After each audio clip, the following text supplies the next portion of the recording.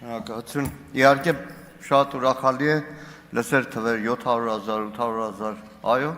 զինվորականը շատ բարձր պետք է վարձատրվի։ Բայց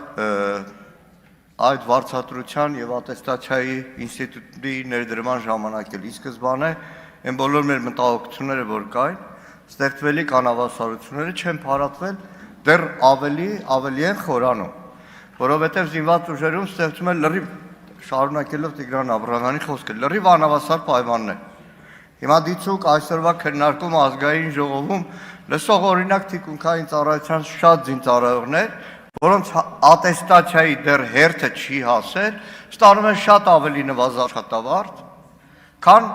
ատեստացիացած կամ պատվիրում ծրագրում։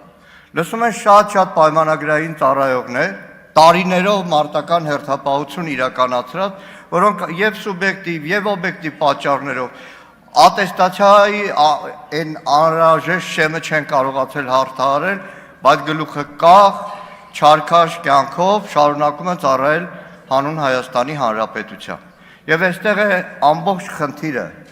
ատեստացիայով աշխատավարձի լոկ բարձրացում,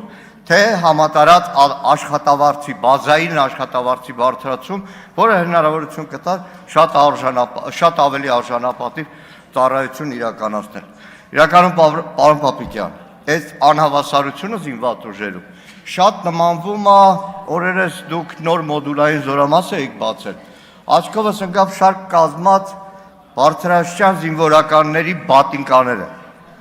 Հրամանը տվել եք, որ սպիտակ բատինկաներ պետք է հագնեն, բայց որտեղից այդ բատինկաները ով որ խանութից կարողանում է գտնել։ Եվ եթե նայեք լուսանկարները, Արամը Թորոսյան ձեզ տա, կտեսնեք, որ 4-5 սպա, բարձր սպա կանգնած է, ամեն մեկի հագին տարբեր բատին կա։ Շնորհակալ եմ։